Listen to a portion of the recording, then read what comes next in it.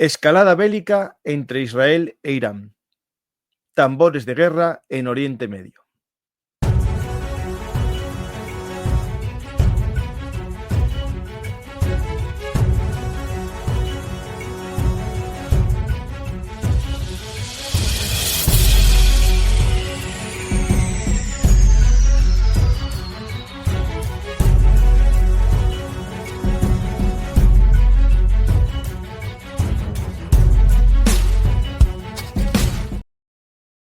Hola a todos, hoy vivimos unos días que marcarán la historia.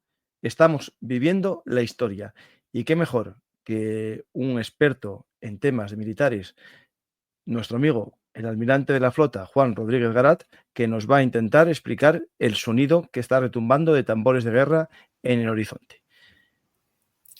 Hola Juan, ¿qué tal? Hola, ¿qué tal? Buenas tardes. Juan, este libro creo que vas a tener que hacer una segunda ampliación de tambores de guerra, porque yo creo que esto está sonando demasiado el tambor ya, ¿eh? Sí, yo creo que lo he gafado al final, que debía haber escogido otro título porque lo he gafado. Desde luego, vivimos tiempos muy, muy complicados. Bueno, en tu libro, cuando hablas de los lobos, ¿no?, que nos acechan, uno de ellos era Irán. Y ahí podemos después hablar un poco de Irán, de su papel en Oriente Medio. Pero hoy yo creo que tenemos que intentar explicar a la gente que estos tambores de guerra ya sonaban, no es una guerra nueva. Desde mi punto de vista, Juan, estamos viviendo una fase más violenta de una guerra que lleva en zona gris desde hace años, ¿no? Bueno, en el caso de Irán, efectivamente, estamos hablando desde el año 79, desde la revolución que derribó al Shah de Persia, protagonizada por el Ayatollah Khomeini. Entonces, el régimen que se estableció en Irán era una revolución islámica con el objetivo declarado de promover esa revolución, de expandirla por el mundo. Es verdad que los tiempos han cambiado mucho desde los años 70 hasta ahora, pero todavía ese fundamento da legitimidad al régimen. El régimen de Irán impone sacrificios a su población, impone, desde luego desde el punto de vista económico, pero también desde el punto de vista de las libertades, y les ofrece a cambio ese expansionismo religioso, ese ser capaces de llevar más allá de sus propias fronteras esa revolución islámica. Cada vez es verdad que las revoluciones se van debilitando con el tiempo, cada vez esa revolución es menos revolución y es más régimen, más continuismo, más deseo de mantener el poder en las manos de quien está, que más que en las manos personales del Ayatollah Ali Khamenei, está en manos del clero chií, que es el que tiene el poder fáctico en Irán, es esto. Se junta evidentemente este poder islámico iraní que relevó a los árabes en el conflicto que empezó siendo un conflicto árabe-israelí desde que se estableció el Estado de Israel. Relevó a los árabes a partir de que empezaron a hacer la paz con Israel, empezando por Egipto, la paz a cambio de territorios, y por así decirlo, el protagonismo del conflicto pasó de los países árabes a Irán y al conflicto palestino, que es lo que tenemos en la actualidad.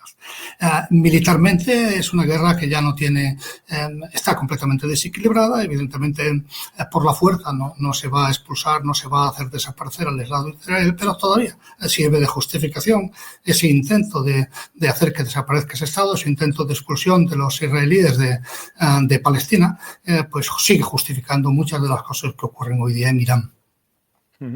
Pues tenemos una causa, ¿no? O la última gota que colma el vaso, que es el programa nuclear militar, ¿no?, iraní, y que según Israel ya estaba en una fase casi terminal en primer lugar, de ensayo de lo que sería la bomba, y por otro lado, del enriquecimiento de uranio a más del 60%. Claro, que cada uno tiene su versión, pero es verdad que hoy se está hablando de que Irán quiere salirse del Tratado Internacional de No Proliferación como respuesta al ataque. Es decir, no sé si estamos hablando de algo serio o son esos rumores que se están comentando en los medios. Sí, evidentemente aquí se junta el hambre con las ganas de comer. Israel, a veces en sus distintas guerras, son muchas guerras ya las que lleva con los países árabes y con Palestina y con Irán, a veces ha sido el agredido y a veces ha sido el agresor, ¿no? No hay siempre he tratado de transmitir aquí que no existe un mundo de buenos y malos. Hay buenos y malos en los dos bandos, hay crímenes de guerra en los dos bandos, criminales y víctimas en los dos bandos. En cada bando de conflicto siempre hay maldad y bondad en los dos lados. Sí que hay que distinguir claramente quién es el agresor y quién es el agredido. Y en este caso, en esta guerra entre Israel e Irán, el agredido hoy es Israel, ¿no? Israel ha encontrado su justificación en el programa nuclear iraní. Podía haber encontrado esta justificación incluso mejor hace 10 años, porque hace 10 años quizá el programa nuclear iraní podía haber sido parado. Hoy día, obviamente no se puede parar por la fuerza. Entonces, el objetivo de Israel no puede ser parar el programa nuclear iraní. Entre otras cosas, podemos analizarlo más si quieres, pero hay algo que es inevitable. Israel tiene ya centrales nucleares en funcionamiento, una de ellas comercial, en Bushehr, al lado del Golfo Pérsico. No se puede Irán. No se puede bombardear un reactor nuclear en funcionamiento porque se causa en Chernóbil. Por lo tanto, ya eso es inevitable. El mundo no da más. Esa central nuclear es material ruso. Me parece que lo usan como combustible y lo devuelven. Claro, eso sería una vía que no llevaría problemas en cuanto al uso de energía nuclear por parte de Irán. No, lo que sí que tiene es una zona sagrada, una zona tabú. Ahí no puede bombardear Israel. Y debajo de esa central nuclear o al lado de esa central puede haber de todo, casi. Puede haber de todo. Donde, si no se permite el acceso a la inspección, puede haber de todo. Puede mantenerse ahí un programa nuclear en perfecta seguridad, porque insisto en que nadie puede bombardear una central nuclear. Luego, si se quiere parar por las malas el programa nuclear iraní, es demasiado tarde. Entonces, evidentemente es lo que declara Israel, pero declara otras muchas cosas también. Hay mucho más que el programa nuclear y, de hecho, el programa nuclear solo ha sido, las instalaciones del programa nuclear apenas han sido bombardeadas. Ha habido un ataque a Natanz, evidentemente. Natanz es una instalación que tiene parte en superficie y parte profunda, y la parte de superficie está bastante dañada, pero tampoco se puede dañar aquello que puede contaminar, como los depósitos de uranio ya enriquecido o como incluso las centrales, los reactores nucleares de investigación. Por lo tanto, es muy difícil hacerlo. Luego hay otro gran grupo de enriquecedoras de uranio, de plantas enriquecedoras en Fordow, a 80 metros bajo tierra, invulnerable para las armas que conocemos de que dispone Israel, exceptuando el arma nuclear, que probablemente no va a ser usada, evidentemente. Bueno, ahí entrarían armas estadounidenses.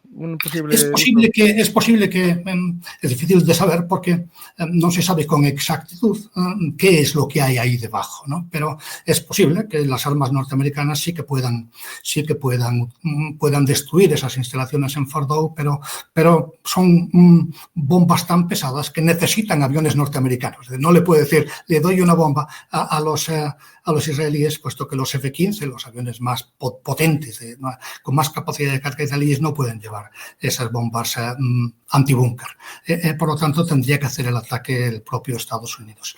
En cualquier caso, combatir a un programa como este desde el aire es bastante complicado, y si recordamos lo que ocurrió en Irak, que es la tercera parte de Irán en población y en extensión, y allí Saddam Hussein consiguió tomar el pelo a toda la comunidad internacional sin ninguna dificultad, y eso que había inspectores en tierra. El tratar, insisto, de destruir un programa nuclear desde el aire es imposible. Con independencia de la discusión que podamos tener sobre la legitimidad moral que puede tener un país que ha desarrollado un programa nuclear clandestino para atacar a otro porque está desarrollando un programa nuclear clandestino. Evidentemente, vivimos en un mundo en el que no hay reglas, en el que si mi jugador de fútbol del equipo mío engaña al árbitro, le aplaudo, y si lo hace el del contrario, le sirvo, ¿no? Es un mundo complicado al que vivimos. Ya digo, la desaparición de las reglas no hace nada porque vivamos mejor los seres humanos, pero es un hecho. El hecho es que hay muchos países en el mundo que están satisfechos por lo que está haciendo Israel y otros muchos en contra. Y en general no hay nada que decir sobre lo que ocurre. Son los amigos de Israel están satisfechos y los enemigos de Israel están en contra. Insisto, si no puede destruir de verdad el programa nuclear iraní, ¿qué está haciendo hoy? ¿Qué está haciendo Israel? Ese es el asunto, ¿no? Lo que tendríamos que de verdad plantearnos. Y hay dos respuestas. Una es de cara afuera, está tratando de provocar la caída del régimen iraní. Lo confiesan, evidentemente, los israelíes sueñan con la caída del régimen, pero no ha ocurrido nunca a lo largo de la historia que a un enemigo al que los iraníes odian sea capaz de hacer que caiga el régimen bombardeando al pueblo iraní, ¿no? Y esto lo hace muy complicado. Esto no ha pasado nunca. Es lo mismo que intentó Putin en Ucrania, pero no ha pasado nunca. No van a conseguir derribar el régimen bombardeándolo, ni siquiera el régimen de Hitler, que fue con Alemania arrasada, consiguieron derribar su régimen, o el régimen de Stalin en Rusia, a pesar de los millones y millones de rusos que murieron en la Segunda Guerra Mundial. Hoy día tampoco están los tiempos para matar a tantos iraníes, por lo tanto, eso es un sueño. Yo me temo que lo que hay detrás de todo esto es más la presión política en los dos bandos, que los únicos que de verdad en esta guerra, en esta primera guerra real, directa, porque ha habido escaramuzas, pero esta es la primera guerra que se da directamente entre Irán e Israel. Y a mí mi impresión es que, por desgracia, cuando esto termine, que terminará, porque son dos países demasiado disimilares para que puedan hacerse verdadero daño el uno al otro. Y es una guerra de salva solamente, casi. Así es, pero aunque no lo fuera, hay 90 millones de iraníes y solo 8 millones de israelíes. La tecnología es mucho más sofisticada en Israel, pero evidentemente Irán tiene un régimen dispuesto a aguantar cualquier cantidad de golpes. Y esto es un combate como entre un elefante y una abeja. Le puede picar muchas veces, pero el elefante dice, bueno, vale, a mí qué me importa. Entonces es bastante probable que al final esta guerra solo responda a las necesidades del liderazgo político, tanto en Israel, que es un liderazgo en apuros, un liderazgo como el que tiene España ahora, un liderazgo muy controvertido, con problemas de corrupción, muy discutido, y que nada mejor que volcar hacia afuera las ansias de cambio que pueda tener el pueblo israelí, de la misma forma que Irán lleva haciéndolo prácticamente desde que empezó la revolución en el 79. En ese sentido, yo creo que la guerra no va a dar mucho más juego.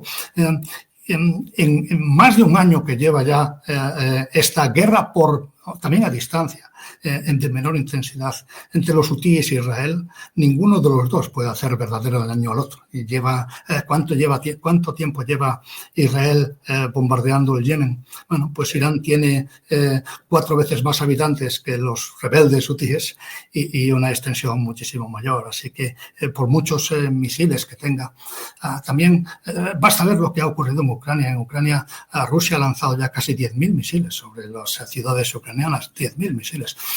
Más de los que tiene Israel con absoluta certeza, y sobre una población mucho más pequeña, en una extensión bastante más pequeña que Irán, y bueno, pues no ha hecho mella en la voluntad popular de Ucrania. Así que mucho me temo que, insisto, esta guerra no vaya a resolver nada y sinceramente creo que a pesar de las justificaciones que puede alegar evidentemente uno u otro, uno el agredido y otro el agresor, a pesar de las justificaciones de ambos, el mundo está peor por lo que está pasando. Aquí podemos ir a barajar escenarios. Hay por ahí ya publicaciones en Twitter y el fin de semana se habló de intentos mediante Qatar de negociar Irán con Israel a través de Qatar, que es el habitual en todas las negociaciones. Aquí hay gente que ya lo dijo Trump. Espera que se activó solo. En un comunicado dijo Trump que bueno, que a lo mejor para Irán es el momento de negociar porque va a quedarse sin cartas, ¿no?, de negociación. Es decir, cada daño que le haga Israel a Irán, menos poder de negociación. Puede ser que esto... A ver, yo me voy a fechas, ¿no? La primera carta que entregó Estados Unidos a Irán, ya pasaron los 2 meses y justo a los 60 días, el día 61, más o menos, yo creo que fue el 61, ataca a Netanyahu a Irán, ¿no? Puede ser que esto sea una fase de la negociación. Es decir, Estados Unidos dice, mira, está Israel, pero si no me haces caso, yo me uno a la fiesta, ¿no? En la mente de Trump puede que sí, aunque es difícil de decir lo que está detrás de Trump por varias razones. Trump tiene un dilema enorme, que es que ha prometido a sus votantes no meterse en guerras nuevas, y desde luego él tiene que ver. Trump ha escogido una administración amateur para el oficio más difícil del mundo, que es tratar de llevar a Estados Unidos a través de tiempos convulsos como los que vivimos. Ha escogido una administración en la que, exceptuando el secretario de Estado, Marco Rubio, todos los demás son amateurs, son empresarios, son amigos de él, son locutores de Fox News. No hay nadie que tenga experiencia en el terreno diplomático, en el terreno de la política internacional. Entonces, a pesar de eso, estoy convencido. Incluso el propio jefe de Estado Mayor de las Fuerzas Armadas lo ha relevado y ha puesto un hombre de su confianza, que no era ni siquiera un general de 4 estrellas. ¿No?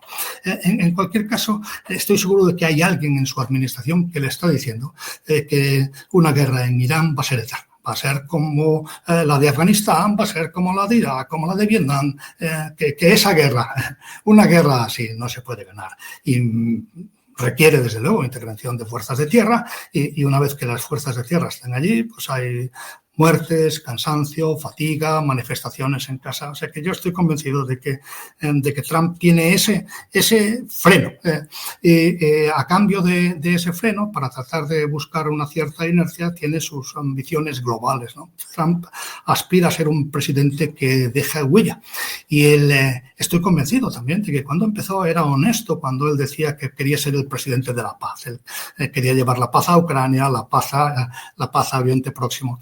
Él le hubiera gustado pasar a la historia de esa manera.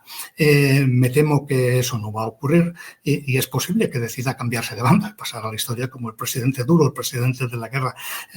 Pero tiene a sus votantes, por así decirlo, su masa de votantes, los leales de verdad en contra, que son aislacionistas, no quieren guerras en el exterior. Tiene ese problema serio. Entonces es posible que a uno de estos amateurs en la administración de Trump se le haya ocurrido la brillante idea de jugar con Israel a poli malo, poli bueno, a ver si entre los dos pueden meter en cintura a Irán. Creo que, desde luego, de esta manera se equivoca. Porque el propio Irán tiene la experiencia de lo que está pasando en los últimos años, ¿no? Tiene dos buenas razones para mantenerse en sus 13. La primera es el fracaso de Estados Unidos a la hora de llevar a los hutíes donde él quería. Al final, después de enviar a 2 portaaviones, después de bombardeos continuados, ¿qué es lo que va a bombardear una vez que ya ha bombardeado lo obvio? Ya no le quedan objetivos, ¿no? Bueno, los hutíes siguen ahí y han perdido 1000 hombres y en el fondo a movimientos como estos pues prácticamente le da igual. Cada muerto israelí, por así decirlo, afecta al pueblo, le hace mucho más daño al pueblo israelí que 1 millar de muertos en el Yemen o en Irán. Entonces, ellos saben que al final Estados Unidos en el Yemen ha traicionado a su aliado Israel y ha firmado una paz por separado, un empate por separado. Sí. Y eso evidentemente ha dolido en Israel y es lo que ha hecho Trump. Ellos saben que eso está ahí, ¿no? Y luego también tienen, creo yo, la perfecta... el perfecto convencimiento, porque son iraníes y lo ve mejor que nadie, es que sin la revolución islámica no son nadie.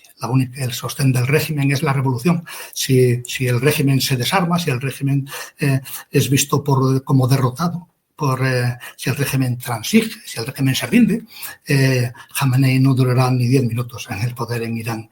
Y eso también, evidentemente, hace que sea muy difícil que Irán pueda dar un paso atrás. Al fin y al cabo, ¿qué es lo que se juega Jamenei? La vida de 1000 iraníes, 10.000 iraníes, 100.000 iraníes. Pero si en las manifestaciones, cada vez que se monta un conflicto interno, hay muertos por centenares y no los matan ellos y no les importa nada. Es decir, que el mundo es bastante más complicado de lo que parece.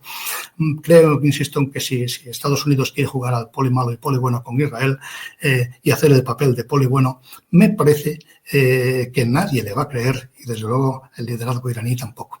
Siento ser pesimista, pero me parece que esta es una de las guerras que podrá competir en su momento cuando termine, ya veremos lo que pasa, pero podrá competir entre las guerras más inútiles de toda la historia. Claro, pero el problema que para Estados Unidos y para Israel, el hecho de que, y yo escuchando a Merz y a Macron, nadie quiere que Irán tenga un arma nuclear. Entonces, claro, la vía de negociación fue un fracaso, lo vimos. en aquel momento de 2018 Trump se fue de la mesa, que yo creo que está ahí también esa espinita clavada, sí, esa espinita clavada en su mente, y intentó ahora la vía de la negociación, ¿no? Yo voy a poner una imagen que no sé cómo interpretarlo, porque a lo mejor es solamente presión, ¿no? Voy a poner esto que está moviéndose en redes de esta noche, de 22 aviones cisterna estadounidenses yendo hacia Europa. Y ahora ya están en aeropuertos europeos estos aviones que tienen como función el repostaje, ¿no? Lo digo porque hay también noticias de que se está abandonando las bases estadounidenses en los países árabes, los aviones que no son de combate, ¿no? Es decir, los aviones... Lo digo porque esto parece un escenario que puede ser solamente postureo para amenazar o una fase previa a algo, ¿no? No, evidentemente Estados Unidos se prepara para una guerra en Oriente Medio, eso está claro. Yo pienso que no dará el paso si Irán no lo da. Si Irán no decide atacar a las bases norteamericanas. El no dar el paso de la guerra no significa que en este momento ya no estén defendiendo a Israel contra los misiles iraníes, y no implica incluso que fuera del espacio aéreo iraní incluso envíen sus aviones cisternas, puesto que Israel presume de que tiene el cielo abierto sobre Teherán, y es verdad, no hay ninguna dificultad en eso. También lo tiene sobre el Yemen, pero aún así pues está muy lejos y las operaciones allí son muy prolongadas y necesitan cisterna, ¿no? Es posible que le den ese apoyo, manteniéndose en lo posible fuera de esta guerra, porque insisto que no le conviene. Pero el hecho de que Estados Unidos entre en esta guerra tampoco supone una diferencia abismal para Irán, porque Estados Unidos ya ha estado en guerra con el Yemen, ya ha bombardeado el Yemen con enorme intensidad, y al Yemen le ha importado bastante poco. El liderazgo iraní tiene perfectamente claro cómo puede salir impune. No estamos hablando de algo parecido a Beirut, como ha amenazado alguno de los halcones israelíes. No es algo parecido a Beirut, puesto que hay Hezbollah, por así decirlo, compartía el espacio de Beirut con el propio gobierno libanés, con las Fuerzas Armadas libanesas. En Irán el régimen es dueño y señor, ¿no? No hay nadie que le discute el territorio, por lo tanto es mucho más difícil levantar a esa población en contra de ese gobierno. Y al final, pues si en vez de Yemen vamos a Gaza, pues a Hamas no le importa nada que hayan muerto, le importa menos que a nadie, probablemente, el que hayan muerto 50.000 civiles palestinos en la franja. Claro, en la franja son 2 millones de personas. ¿Cuántos hay en Irán? Pues 90 millones. Pues haciendo la proporción es muy complicado conseguir que Irán ceda. Y lo que dice es, evidentemente, al mundo le preocupa que Irán tenga armas nucleares. Claro que le preocupa, a mí el primero, ¿no? Pero también me preocupa y le preocupa al mundo que las tenga Kim Jong-un en Corea. Bien, Corea está muy lejos de nosotros, pero está cerca de Japón o de Corea del Sur, y no se ha conseguido evitar. El mundo tampoco está tan contento con que las tenga Israel, como parece. Ahora nadie se lo discute, pero no, los países árabes seguro que no. Efectivamente, los países árabes seguro que no.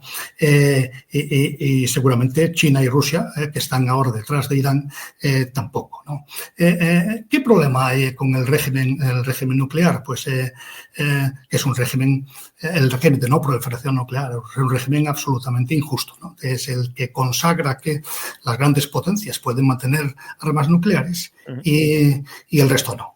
Y aquello tuvo su justificación cuando se firmó en los 70, tuvo su justificación porque había un compromiso de las grandes potencias, de las 5 potencias nucleares, entonces los 5 miembros permanentes del Consejo de Seguridad de la ONU, había un compromiso de negociar de buena fe reducción de sus arsenales para llegar a su desaparición definitiva.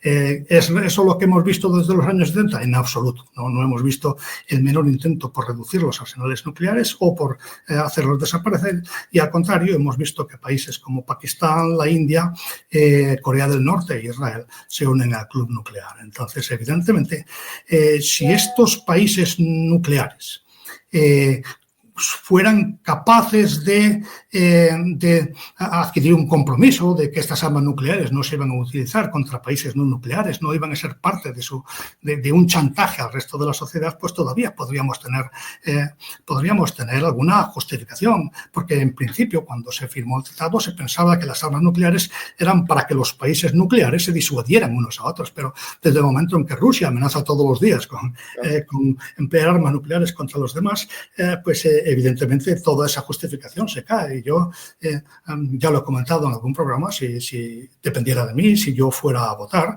votaría porque España desarrollara sus propias armas nucleares para evitar el chantaje de personas. De otros, sí, evidente, sí.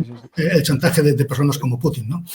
Por lo tanto, ¿cuál es la solución entonces a un armamento nuclear iraní? Pues evidentemente el palo no. Si el palo llegara, todavía podíamos plantearlo, ¿no? Pero si el palo no llega, y no llega, porque el arma nuclear ya no se puede desinventar, los conocimientos están en Internet, uno puede matar científicos, pero estamos hablando de ¿qué? ¿Estamos hablando de computación cuántica o de una tecnología que se desarrolló casi 100 años.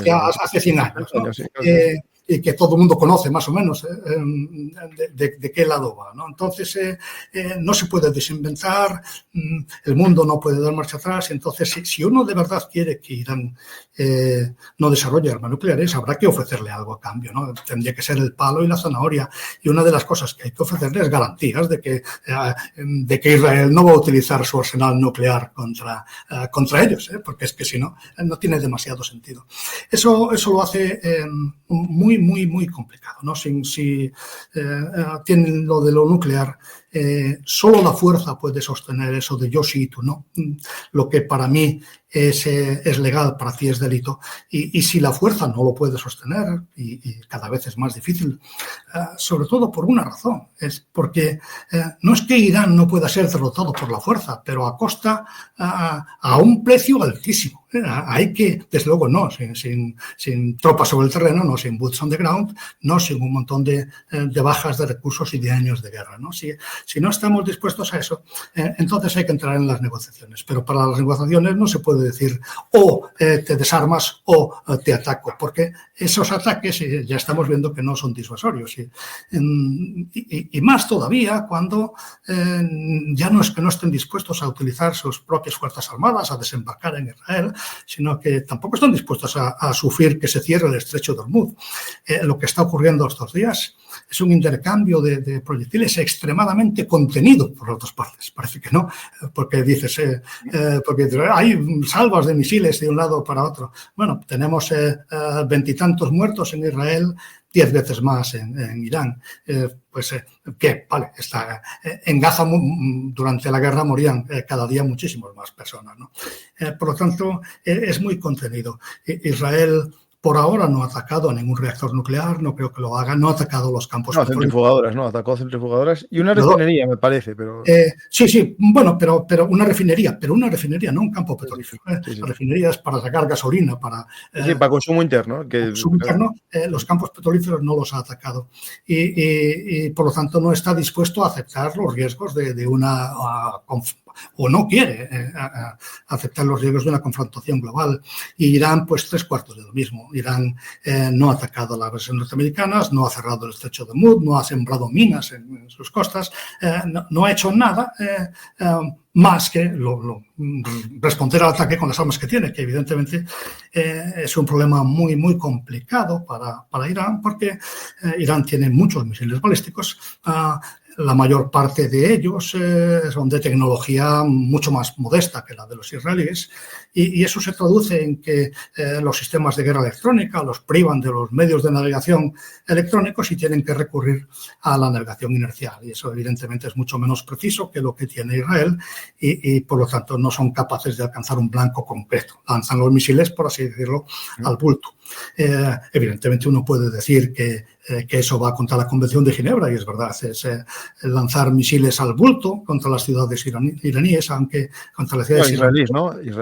Es un crimen de guerra, pero también es un crimen de guerra matar científicos y mucho más en tiempo de paz, porque esta guerra, otro de los problemas de hoy día, es que hemos perdido los valores, hemos perdido el mundo en reglas en el que vivimos se ha terminado.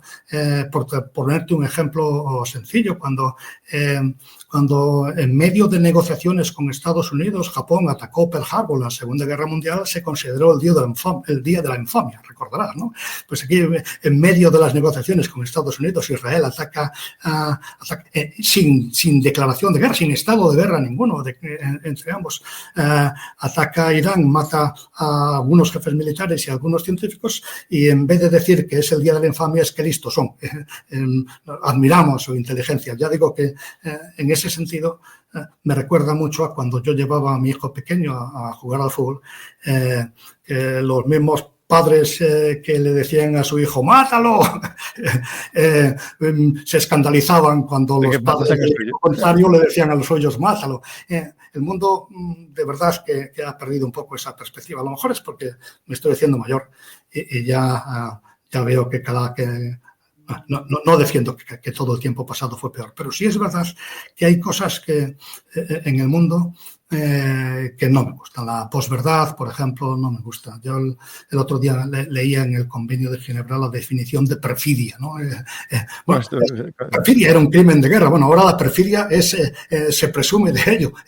Fíjate que les hice creer que no iba a haber una guerra y de repente pues se encontraron con media docena de misiles en la puerta de su casa. Bueno, está claro que nos hemos polarizado tanto que somos capaces de ver que cualquier cosa que hagan nuestros amigos está bien y cualquier cosa que hagan nuestros enemigos está mal.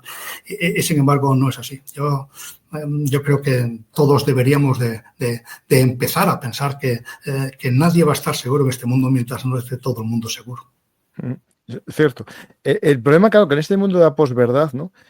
Siempre existió las guerras, digamos, frías, ¿no? Es decir, bueno, sabemos que no nos queremos, nos pegamos a través de otros, pero la relación de Irán con Israel es una guerra constante. Aunque no haya una declaración de guerra, de facto, Irán está en guerra continua con Israel. Por lo tanto, claro, en este caso no hace falta declaración de guerra ni nada porque están en guerra, yo creo, desde hace ya mucho tiempo. Y por un lado, claro, atacar...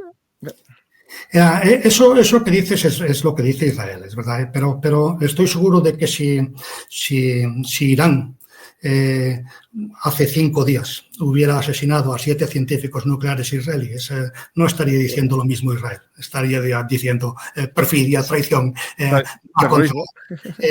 Eso porque incluso en las guerras, una cosa es la guerra declarada y otra cosa es la guerra constante, la hostilidad constante que existe entre estados como Israel e Irán, ¿no? Pero la guerra es otra cosa, ¿no? Ya no se declaran las guerras, pero el propio Israel dice que ahora están en guerra con Irán. Hace 5 días no. Hace 5 días tenían evidentemente conflictos, estaban en un entorno de guerra híbrida que no había dado el salto definitivo. Entonces, simplemente piensa en qué habría pasado, ya digo, si hace 5 días un comando iraní hubiera asesinado a 7 científicos nucleares israelíes y verás cómo las cosas suponen un salto de magnitud en este momento. Israel, con toda la razón, estaría escandalizado. Y no se puede hacer diferencias por el hecho de que esa muerte de los 7 científicos se produzca de una manera más militar, con un misil balístico o con un comando. Al final es el mismo asesinato y cada uno utiliza las armas que tiene. Claro, aquí, Juan, y claro, nosotros lo apreciamos así, pero oyes a los israelíes, oyes a los iraníes, cada uno tiene su versión distinta y ambos se llaman terroristas unos a otros, es decir, es una cosa indiscutible. Justo tengo una foto que hice ayer en un programa que me llamó la atención, a ver si la encuentro, que es una foto del despacho, ¿no?, de Netanyahu. Y está, espera, no, si no pongo la portada del programa, está él con todos los papeles, ¿no?, típicos de un despacho de alguien que está tomando decisiones muy importantes, sean de verdad, los estoy leyendo, ¿no? Y aquí hay un libro que es Target Teherán, ¿no? Target Teherán, Objetivo Teherán. Es un libro que lo que es del año 2023, tengo que leerlo, tengo que hacerme con él. que lo que cuenta es un poco cómo fue la guerra, o estaba planeada la guerra israelí contra Irán, ¿no? Y habla de, bueno, guerra, lo que comentas muy bien, perfidia, ¿no? Al final, fuerzas especiales internadas en territorio iraní. También habla de cómo Irán hizo lo mismo, ¿no? Apoyando a los proxy, porque claro, Irán también hizo su juego sucio. Es decir, al mucho, final mucho. No llevamos hay mucho buenos y tiempo, malos. aquí llevamos mucho tiempo entre los dos bandos pegándose hostias a través de otros. Es decir, entonces, incluso ya en el Líbano en los años 80 con los cristianos libaneses luchando, ¿no? A favor de Israel. Y esto es una guerra muy compleja y por eso yo creo que estamos ante una fase de escalada, ¿no? Porque para mí el conflicto existía, era latente y ahí es cierto que se pasa bueno, a operaciones de lo que ahora se llama asesinato selectivo, ¿no? Que eso es algo también un eufemismo, ¿no? Porque claro, o estás en guerra o no estás en guerra, ¿no? Pero desde el punto de vista militar, eliminando a lo mejor el hecho de que no hubo una declaración de guerra, que nadie hace a día de hoy, yo creo que podemos olvidarnos de ese acto, ¿no? De llamar a consulta al embajador y presentar la declaración de guerra o a un neutral, ¿no? Pero desde el punto de vista militar, ¿cómo analizaremos el hecho de que el objetivo primero fue descabezar a la Guardia Revolucionaria y no tanto a la parte política del régimen, ¿no? Lo digo porque salió esa filtración de que Estados Unidos había prohibido matar a Jamenei y ahora Israel dice que no, que nunca se barajó esa opción, porque yo creo que eso fanatizaría más al régimen, ¿no? Pero sí, evidentemente sería un paso más en esta escalada el asesinar a líderes de las naciones. Aquí hay una diferencia entre lo que ocurrió, y es importante verlo, entre lo que ocurrió con Hezbollah, que efectivamente estaba lanzando todos los días cohetes contra Israel, y lo que ocurre con Irán. Irán puede estar detrás de los cohetes de Hezbollah, pero no está lanzando cohetes sobre Israel, ¿no?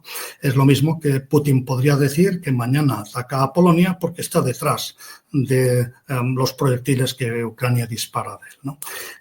Dentro de la legislación internacional, ese no es motivo de casus belli. El que Irán esté detrás de o le proporcione cohetes a Hezbollah no es casus belli. El que los use sí, ¿no? Por lo tanto, ese estado de guerra que había con Hezbollah no existía con Irán. Y ambos casos lo reconocen. Matar a un presidente de un país con el que se no está en guerra tiene un problema.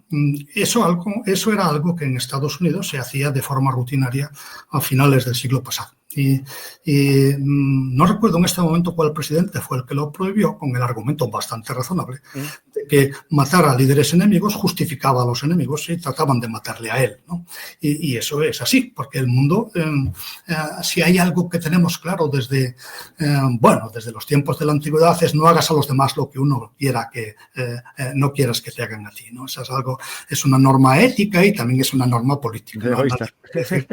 Y egoísta, evidentemente. Nadie puede justificar el derecho a matar a otro que no tenga el derecho a matar, que no le dé automáticamente a otro al derecho a matarle a él. Por lo tanto, hoy día los líderes políticos, a partir de finales del siglo XX, las naciones no asesinan a líderes políticos. Los líderes militares son expendables, ¿no? Evidentemente es algo diferente, y más todavía los de la Guardia Islámica Revolucionaria son expendables y son un objetivo atractivo desde el punto de vista político, porque nadie va a llorar por ellos en el mundo.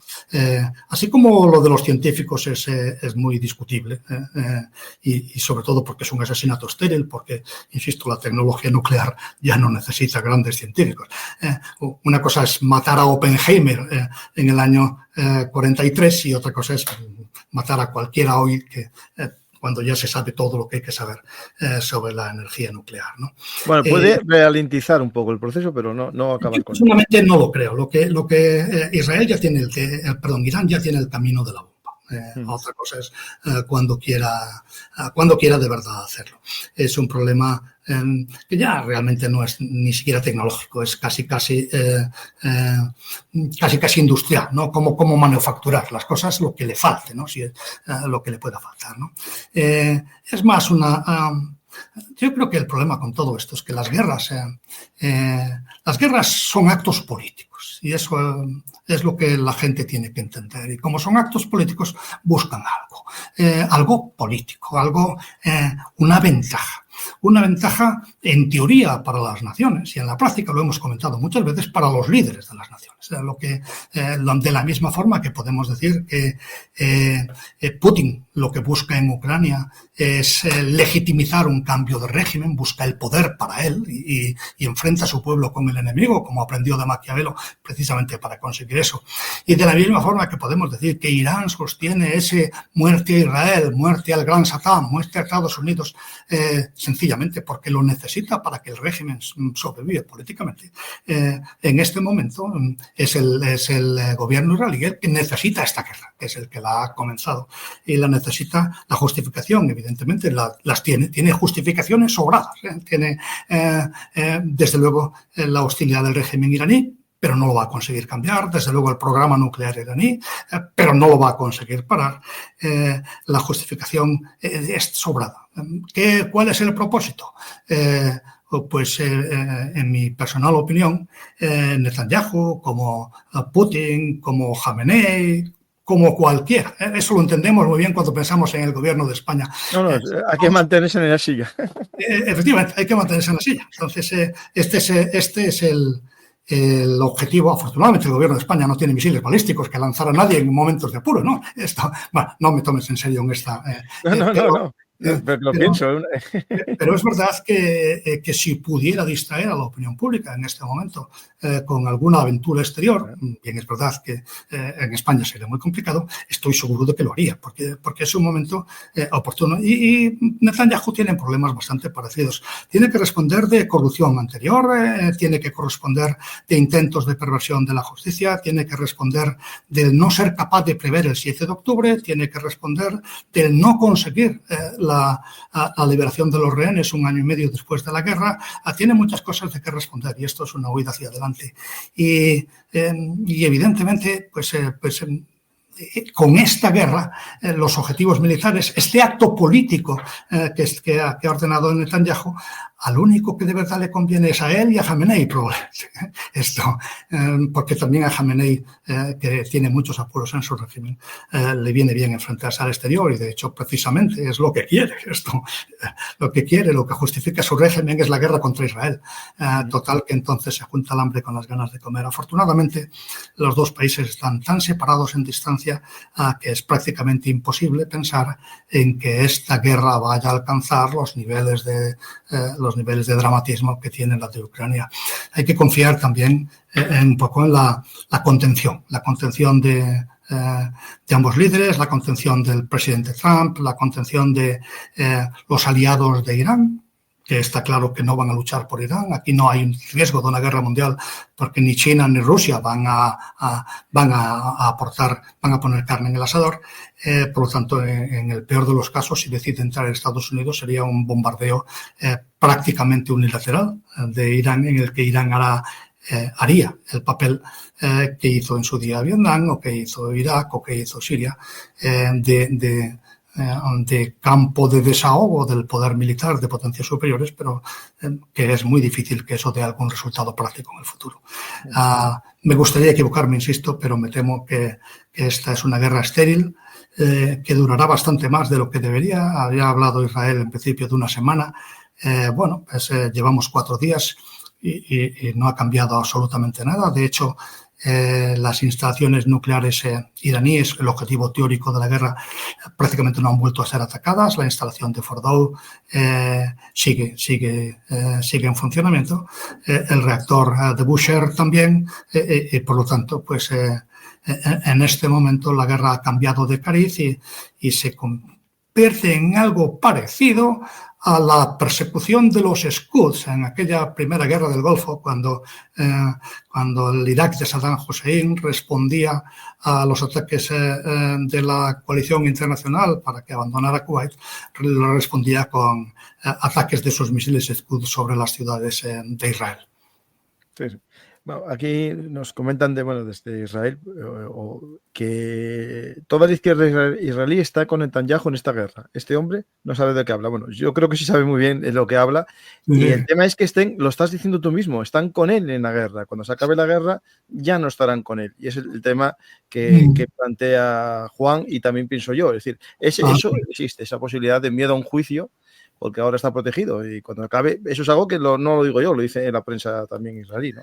Ya, todos los padres de los equipos de fútbol que yo asistía cuando llevaba a mi hijo pequeño, todos estaban con su equipo y no estaban con el contrario, independientemente de cuál fuera su opinión política, ¿no? Y evidentemente en una guerra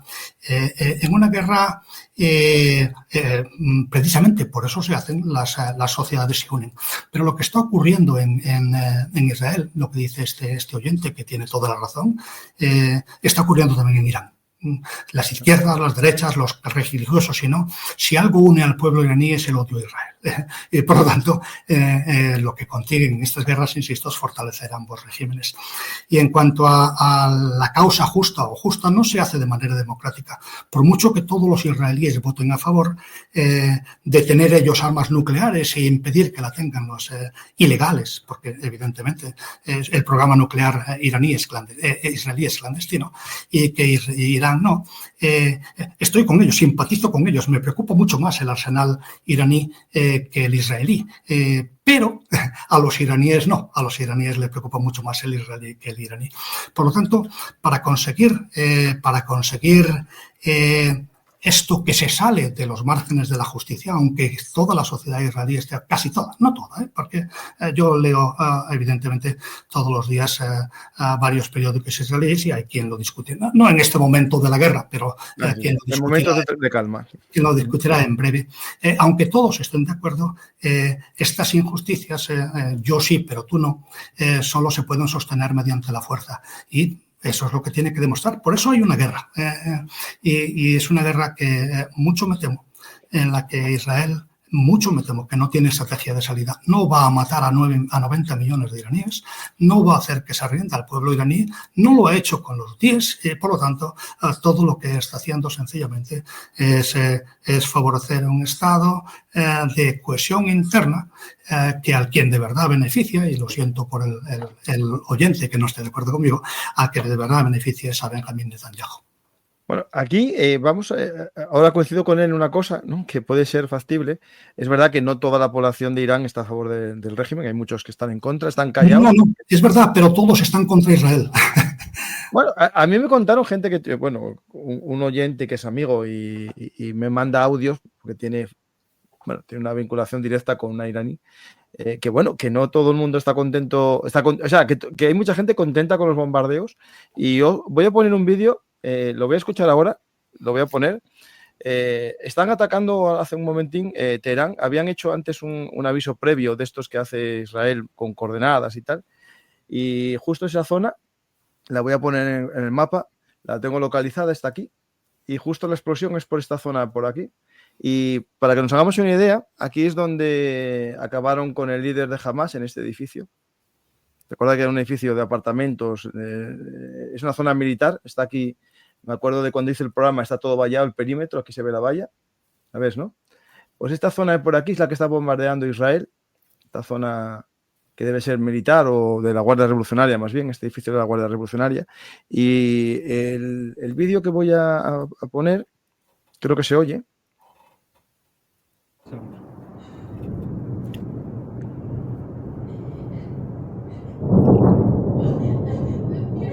نترس ایران بالا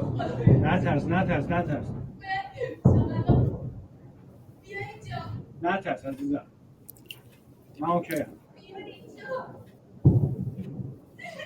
نترس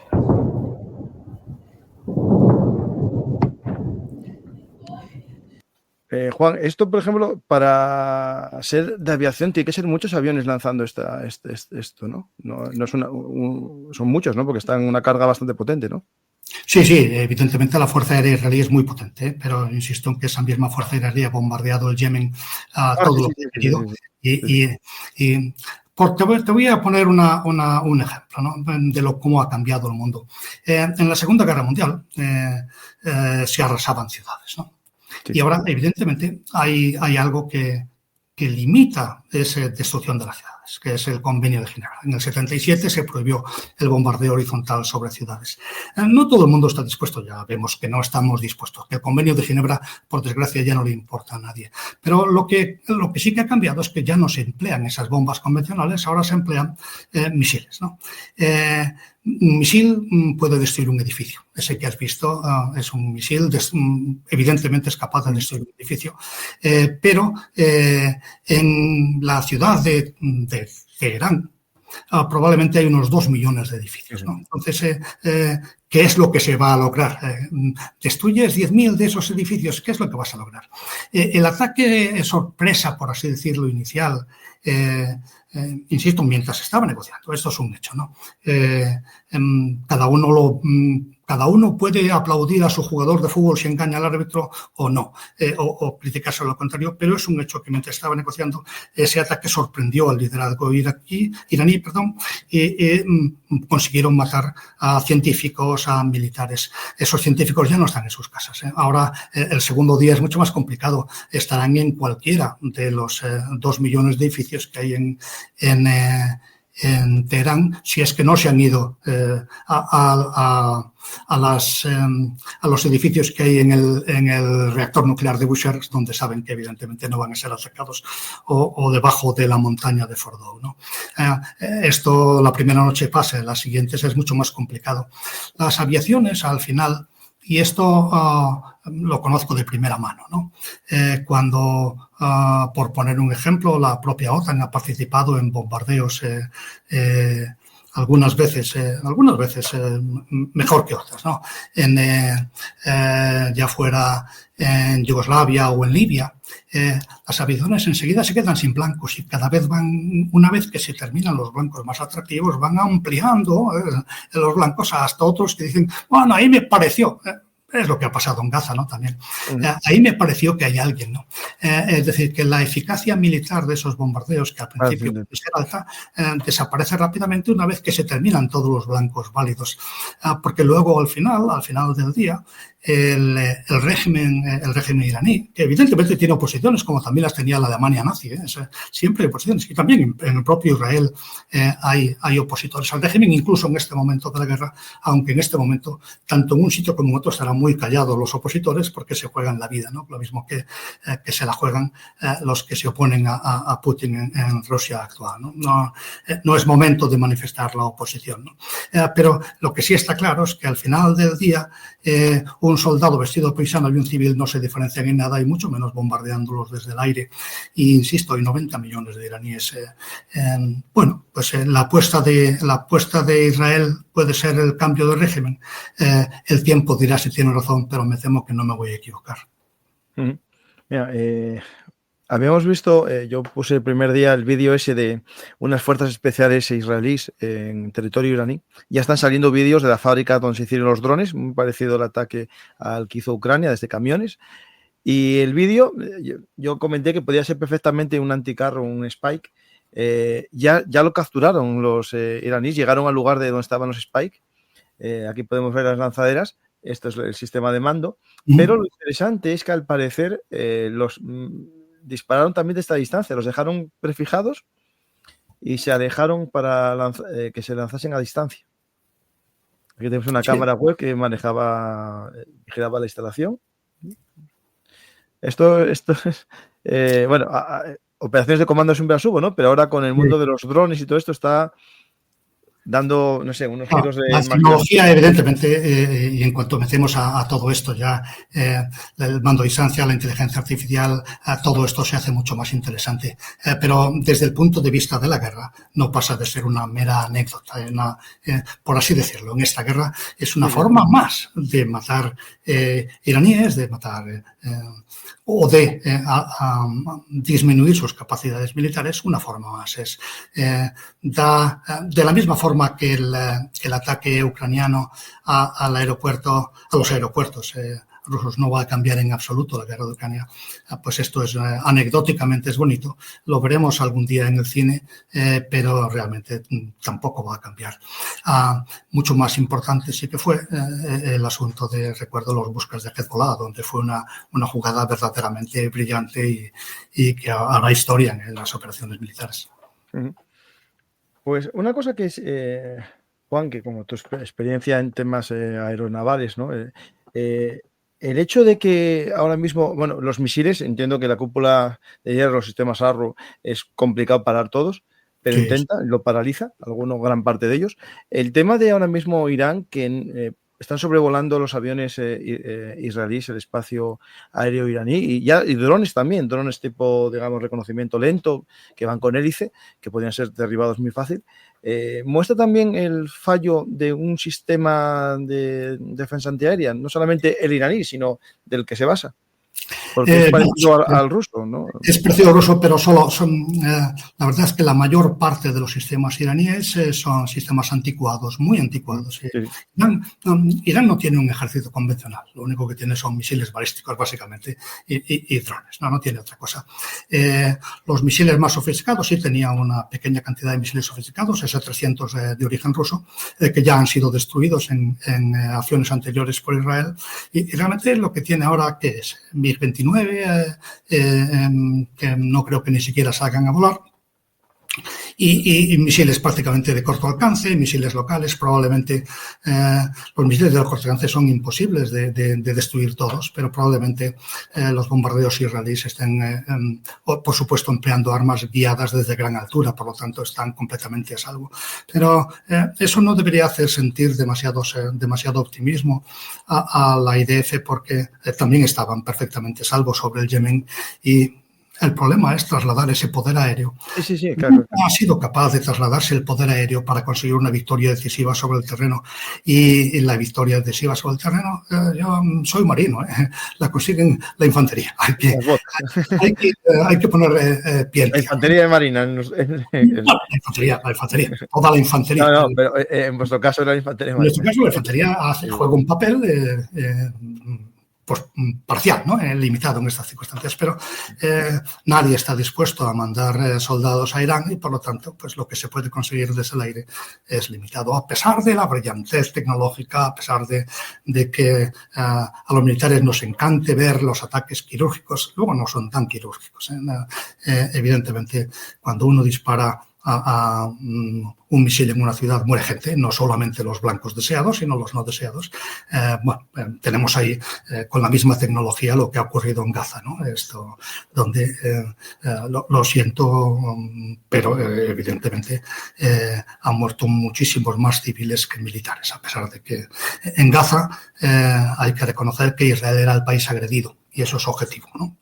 El que empezó la tercera guerra de Gaza, es verdad, llevan en guerra toda la vida, pero el que empezó la guerra fue Hamas, y el que ha empezado la primera guerra entre Irán e Irak, entre Irán e Israel, ha sido Israel, ¿no? Y eso, bueno, pues uno puede justificarse como quiera. La guerra preventiva es el signo de los tiempos. Tú, que eres historiador, sabes que todas las guerras del mundo han sido preventivas. Hitler invadió la Unión Soviética porque decía que le iba a atacar en otro adelante, más tarde. Así es. El propio Julio César atacó la Galia alegando que temía que los galos atacaran el Imperio Romano, ¿no? Bueno, pues eso siempre es así. Y en este caso, además, con más fundamento. Yo entiendo el problema de Israel. Lo que pasa es que para eso está precisamente algo que ellos tienen, que es la disuasión nuclear. Si Israel no utiliza sus armas nucleares para disuadir a Irán de que en su día puede utilizar las suyas, entonces ¿para qué las quiere? Precisamente el arma nuclear es un arma de disuasión, ¿no? Me gustaría que Irán no tuviera armas nucleares, me gustaría que Israel tampoco. Lo ideal es que no las tengamos todos, porque ya digo. Lo ideal es que no las tenga nadie o que las tengamos todos, porque así nadie las usa. Exactamente. Estoy viendo una cosa que ya pasamos a las preguntas del público. Pero Sí. en esta guerra, al igual, más que en otras, yo siempre que hay, yo creo que más que en la de Rusia, las fake news están funcionando mucho y llegan a ser esperpentos, ¿no? Las IAs lo que hacen, pero la gente le da valor, ¿no? Y hay publicaciones con 200.000, 300.000 me gustas, y para mí la más grandiosa es esta, no sé si la viste, Juan, esta este F-35 tamaño B-52 Sí. y todo el mundo Pero bueno, diciendo, ya se puede esperar uno. pero la gente diciendo que bien que hayan destruido un F-35, ¿no? Madre mía, esto es Hoy día vivimos ya el papá de todos los F-35. En el mundo de la posverdad se puede esperar uno de todo, ¿no? Sí. Pero lo que sí está claro es que militarmente es una batalla que no tiene color, ¿no? Los cielos de Irán no puede defender sus cielos. Otra cosa es que desde el cielo Israel pueda derrotar a Irán. Bueno, yo en esto, y Juan también lo dijo más o menos, hay que recordar, bueno, sí, que no es lo mismo un país democrático que un país como... Bueno, yo para mí no es lo mismo, pero tampoco estoy a favor de que nadie las tenga, es decir, lo dejo muy claro. Y de evidentemente no es lo mismo, eso es verdad, pero también hay que recordar que un país democrático puede dar puede dar bombas atómicas a personas como nuestro Santos Cerdá. O sea que la democracia no libra a los pueblos del mal. No, Hitler llegó al poder democráticamente, eso nunca Hitler se puede... llegó al poder democráticamente y afortunadamente no tenía armas nucleares. Lo que sí está claro es que un orden mundial lo primero que tiene que ser es justo. Y si unos tienen derecho a tener un arma nuclear clandestina, otros también. Eso. Y insisto, soy pragmático. Aceptemos que a pesar de todo no. Bueno, pero entonces hay que imponerlo por la fuerza. Entonces estamos aceptando que la guerra volvemos a aceptar o nos olvidamos de la Carta de las Naciones Unidas y aceptamos que la guerra es la continuación de política por otros medios. Y entonces, para que no nos hagan esa guerra, yo insisto, mi voto sería por un programa nuclear español. Eso, Juan, lo expliqué el otro día. Hay gente que, bueno, me entendió muy mal o quiso entenderme mal. Yo dije, mira, Irán es un país soberano, tiene derecho a su programa nuclear y también Israel tiene derecho a que el otro no lo tenga. El problema es que eso lleva a un conflicto. Por desgracia, la historia lleva la guerra. Lleva la guerra, no hay otra. Si tú no quieres que el vecino lo tenga, o se lo impones por la fuerza o le convences por otros medios, ¿no? Eso es algo que... Claro, el problema de la imposición por la fuerza es que es muy cara en todos los sentidos, ¿no? La guerra es muy cara. Una guerrita, sencillamente limitarse a bombardear otro país, yo insisto, vamos al Yemen. Esto no da resultado. El Yemen sigue lanzando misiles balísticos sobre Israel cada vez que consigue hacerse con uno. Aquí es ahí donde me hago yo la pregunta, me la hago yo. Si esto es una fase previa, porque claro, Israel sabe que esto no va a acabar el programa nuclear. Lo único que puede hacer es que incluso se acelere más. Ese es el problema. Entonces, si no está buscando acabar el programa nuclear, ¿qué es lo que está buscando? Y por eso mi opinión personal es que lo que está buscando está más relacionado, como pasa con casi todas las guerras en el mundo. Casi todas las guerras en el mundo a lo largo de la historia se libran por una lucha por el poder interno. Y esta también, el mundo, el que crea que el mundo se divide entre buenos y malos se equivoca muchísimo. Se equivoca muchísimo. El mundo se divide evidentemente, entre agresores y agredidos, eso sí que es verdad, porque es objetivo. En el resto, los criminales y las víctimas están siempre en los dos lados. Bueno, es algo que comentaste siempre, desde el primer programa que hicimos juntos, el hecho ese de incluso la persona, ¿no? Que es verdad que en los motores de la historia siempre se quiere eliminar a la persona, ¿no? Pero a veces el hecho de un líder sí que marca los conflictos y está claro, ¿no? Pues vamos a qué preguntas nos hacen. Algunas de ellas ya están respondidas de otra manera. Putin ya ha perdido a Bashar al-Assad. ¿Perderá también a los ayatolás? Bueno, aquí lo tenemos más complicado, según yo creo, ¿no?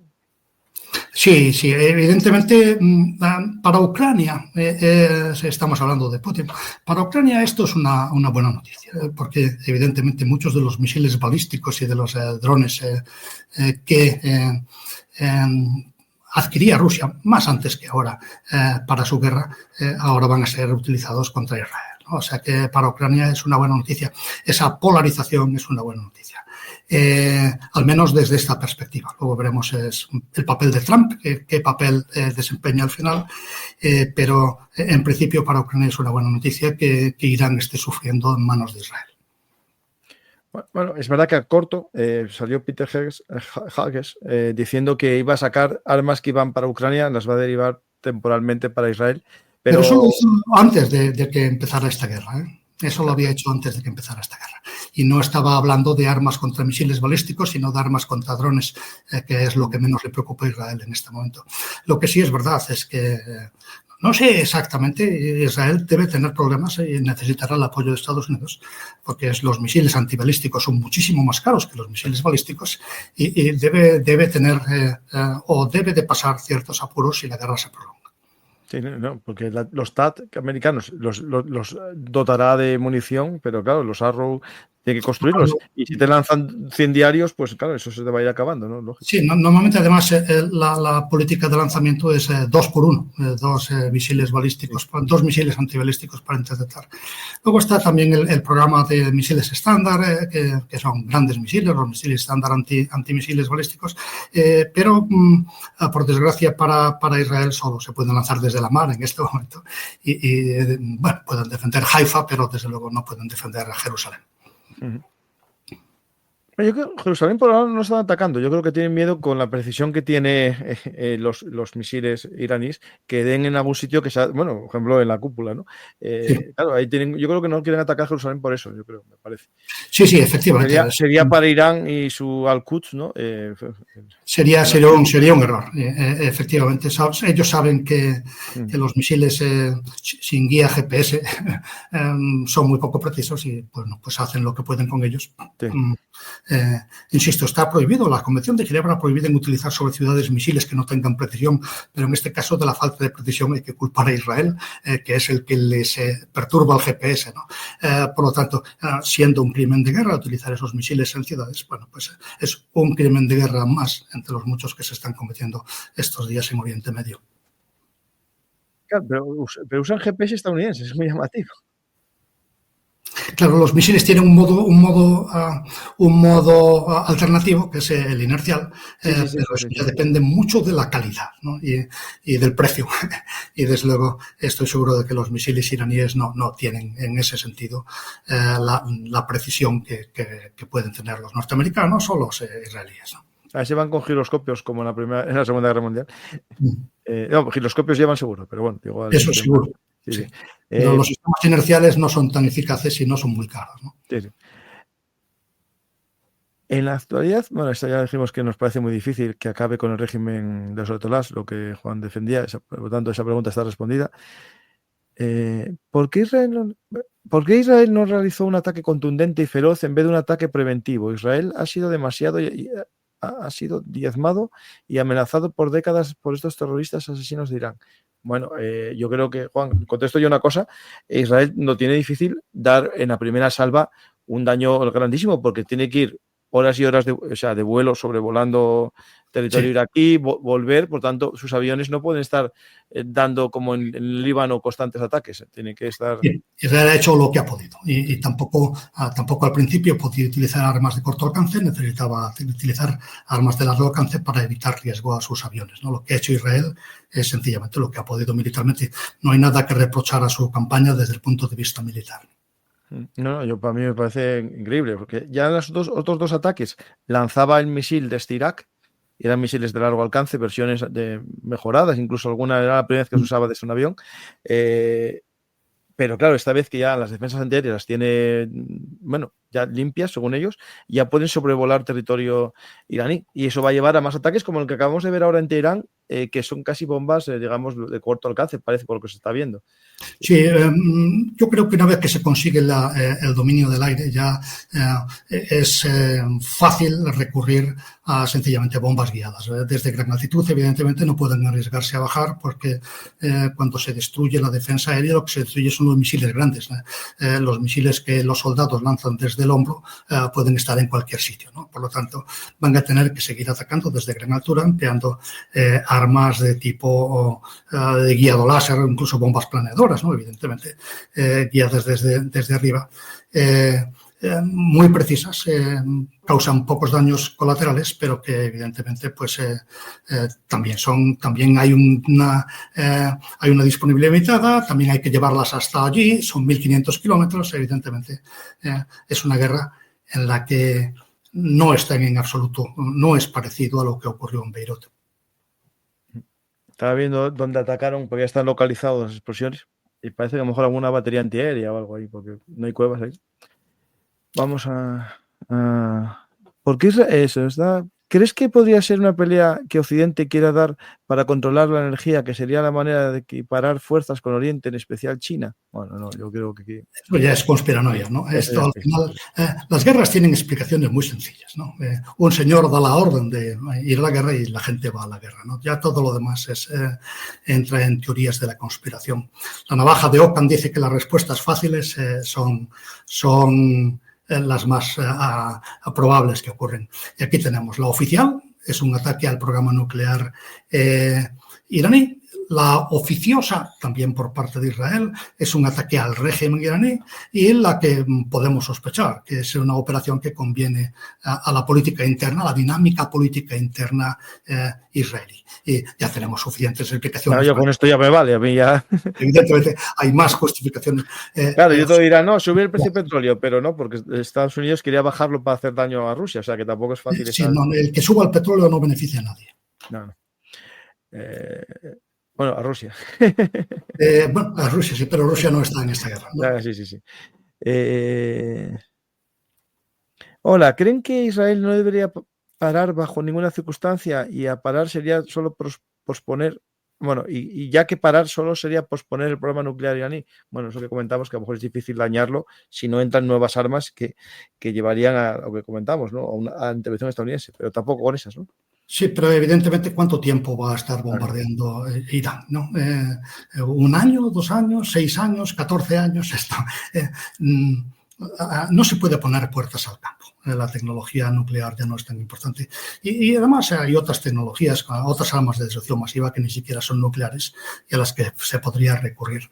Yo entiendo que habrá gente que no esté convencida.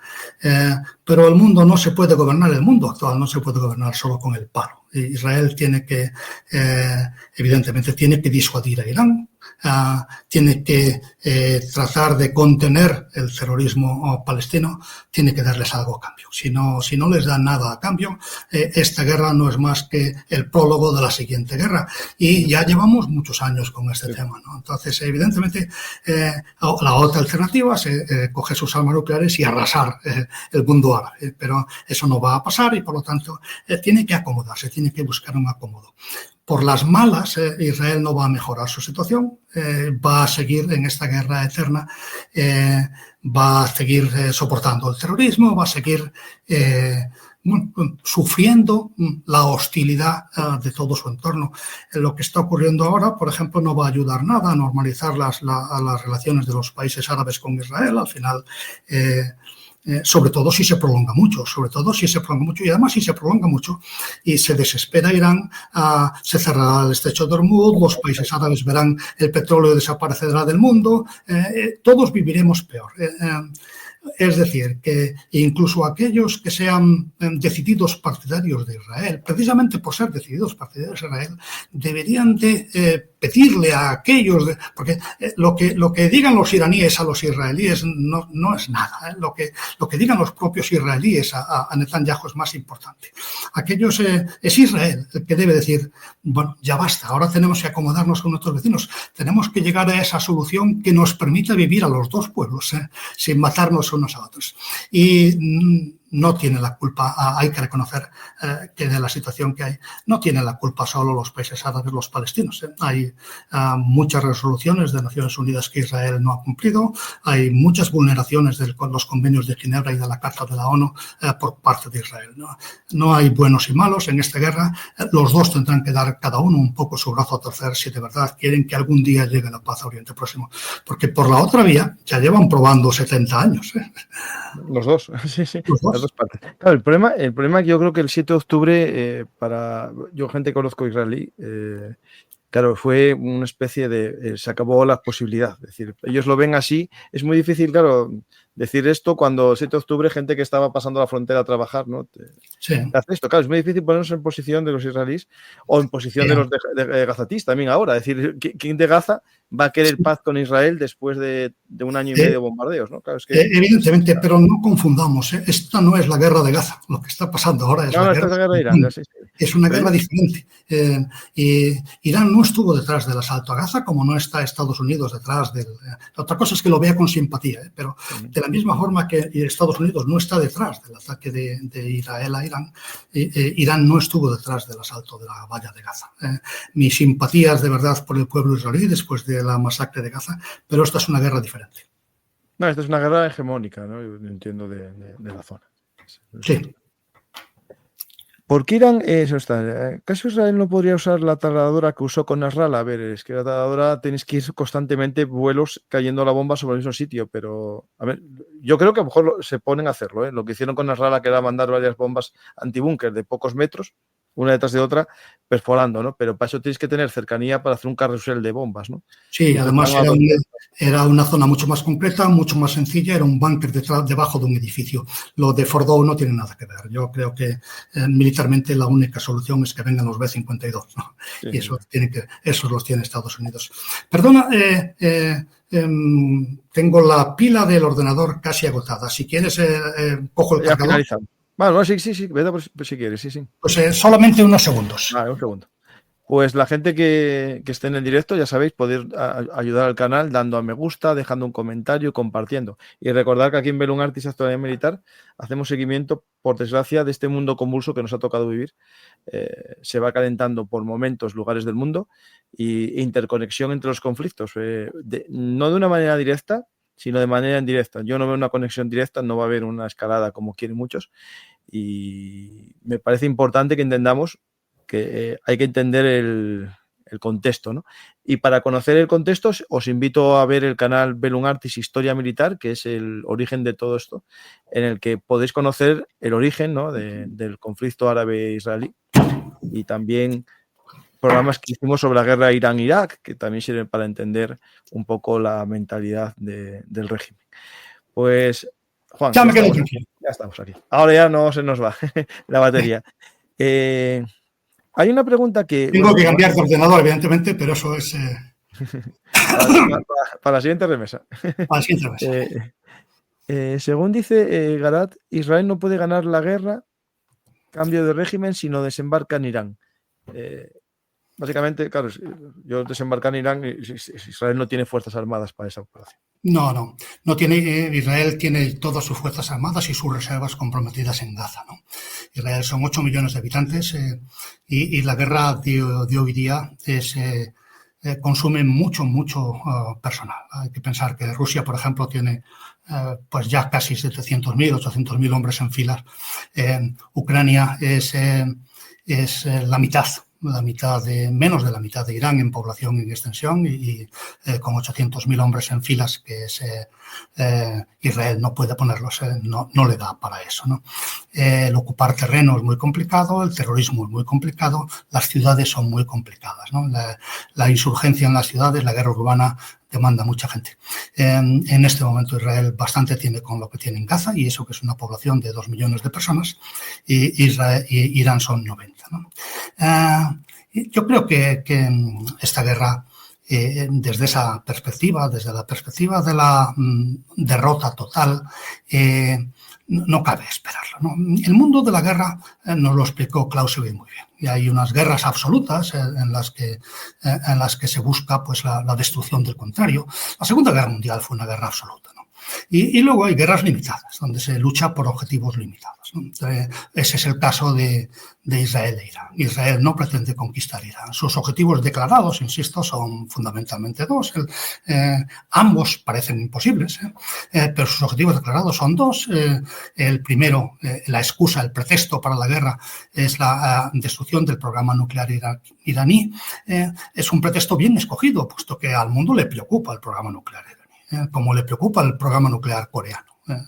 Nadie ha hecho la guerra contra Corea del Norte, pero nos preocupa que los países que consideramos menos fiables y quizás sea parte de nuestro supremacismo occidental, que suponemos que porque uno es demócrata pues ya tiene menos posibilidades de emplear el arma nuclear. Hasta ahora el arma nuclear solo la ha empleado un país, que es Estados Unidos, era demócrata, pero en fin, era un mundo muy diferente, ¿no? Hasta ahora lo que ha ocurrido cuando los países desarrollan programas nucleares es que se vuelven responsables porque saben lo que se está jugando. Pero bien, este es uno de los dos objetivos. El otro objetivo es que caiga el régimen iraní. Bueno, si alguien puede presentarme un caso histórico en el que se ha conseguido con bombardeos aéreos que caiga un régimen, sobre todo cuando esos bombardeos aéreos proceden de un enemigo natural de Irán desde hace ya, bueno, por lo menos desde la revolución No, pero por ejemplo, previamente con el Shah se llevaban bien. De hecho, Israel ayudó a crear el secreto del Shah. Pero no debe quedar casi nadie vivo de la época del Shah. De aquellos no. Y son muchos años de propaganda y demás, ¿no? Entonces, basta ver que cuando el régimen iraní tiene un problema, y eso es una realidad que se puede comprobar, cuando tiene un problema con los velos o con el precio de la gasolina o cualquier cosa, lo que hace es sacar gentes a la calle diciendo muertes. Irán y Estados Unidos. Y eso siempre se apunta mucha gente. Muerte a alguien siempre se apunta mucha gente. Entonces, ambos objetivos son muy difíciles de lograr. Pero claro, esto no es una guerra total. Esto dentro de X días, no lo sabemos. Cuando convenga por el momento político en un país y en otro, dentro de algunos días dejarán de bombardearse y entonces todos veremos que no se ha arreglado nada, que sigue todo igual, que es posible incluso que haya problemas adicionales, es posible que Irán decida salirse del Tratado de No Proliferación, lo cual impediría que hubiera inspectores en su territorio y por lo tanto el programa nuclear iraní quedaría tan oscuro como el coreano o el israelí. Hay que recordar que podemos rasgarnos las vestiduras porque Irán se dé de baja del Tratado de No Proliferación, pero Israel no es signatario del Tratado de No Proliferación. Así que, claro, llegaron las bombas 6 horas. Efectivamente, nunca lo firmó. Por lo tanto, no vale decir, bueno, esto no voy a imponer a los demás algo que yo mismo no estoy dispuesto a cumplir para mí, ¿no? Esta guerra, insisto, no es una guerra absoluta, no es una guerra total, están muy lejos unos de otros, no van a desembarcar los israelíes en Irán, tampoco los norteamericanos van a desembarcar, estoy convencido, porque iría contra toda la filosofía de Trump y porque la experiencia histórica ya le sugiere que sería una guerra sin salida. ¿Cuál es la estrategia de salida de una invasión de Irán? ¿Qué es lo que se va a lograr ahí? Esto si no se logró en Irak, ni en Afganistán, ni lo lograron los rusos en Siria. Todo esto es eso que en Siria lo tenía mucho más fácil, porque al fin y al cabo hasta tenían el poder, ¿no? Es prácticamente imposible el lograr así. En esta guerra limitada pararán cuando les convenga por razones políticas a unos y a otros. Y insisto en que después de esta guerra, como ha ocurrido en la práctica totalidad de las guerras en este entorno, en este Oriente Próximo, después de esta guerra, volveremos a hablar si quieres y veremos cómo no se ha arreglado nada. No, pues gracias, esto vamos así yendo. Y me acuerdo perfectamente del primer programa que hicimos juntos sobre Ucrania, ya en el 2022, creo que comentaste que la situación se iba a alargar mucho, iba a estar, y acertaste sin duda ninguna, y por tanto, por desgracia, no te puedo decir que no va a ser así. Hay una pregunta que tiene que ver con todo esto de las propaganda, ¿no? El frente cognitivo, ¿no? Como se llamaba la guerra cognitiva, que dicen, ¿por qué hay tantos canales geopolíticos sobrevalorando a Irán y sus capacidades? Yo puedo decirte que son los mismos que sobrevaloran a Rusia y sus capacidades. Sí. Buena parte es por ignorancia, ¿no? Yo creo que la gente se cree la propaganda, ¿no? Y es verdad que muchas veces porque tienen armamento de procedencia rusa, pues coinciden unos y otros, ¿no? Tampoco tienen tienen poco armamento moderno de procedencia rusa porque Irán ha estado sometido a sanciones durante mucho tiempo y en los tiempos anteriores a la guerra de Ucrania también Rusia aceptaba esas sanciones. Sí. En el 2018 Rusia le había puesto la sanción también nuclear. Por eso digo que desde la guerra de Ucrania lo ha estropeado todo, pero hasta entonces las sanciones a Corea del Norte y a Irán eran comunes a todos. Israel se libraba, evidentemente, por razones obvias, ¿no? Tenía un padrino muy poderoso en Estados Unidos y por lo tanto, Israel pudo desarrollar su programa sin que nadie realmente le sometiera a presión, pero tanto Corea del Norte como Irán sí. Pero claro, ahora ese régimen de sanciones ya no lo respetan todos. Y este ataque de Israel sobre Irán no va a hacer en absoluto que Rusia o China, que ya han condenado el ataque, vayan a ponerse, no es que vayan a intervenir en una guerra mundial a favor de Irán, pero desde luego no es que vayan a ponerse a tratar de implementar un régimen de sanciones contra su aliado. En ese sentido, el mundo también es más complicado ahora que hace algún tiempo. Aquí la estrategia de salida en la propia prensa israelí ya hay en la prensa centrada de Israel ya hay gente que empieza a preguntarse ¿y esta guerra cómo termina y cuándo? De hecho, bueno, algunos comentaban eso, que sin las armas estas, decían la MOAD, que yo no la veo tampoco, yo veía más la GV57, no se podría hacer nada, por lo tanto dicen, ¿para qué empezamos? Es decir, lo decía, creo que era Jerusalem Post. Sí, mi respuesta ya te la he dado. ¿Para qué empezamos? Evidentemente no van a conseguir esos objetivos, pero otros sí, que en este momento la situación política en Israel está complicada, está bastante complicada. Hay mucho descontento. No contra el ataque a Irán, pero hace 5 días había muy buena parte de la sociedad que le pedía a Netanyahu que hiciera por fin un trato que pusiera fin a la guerra de Gaza y que trajera a los rehenes a casa, ¿no? Sí.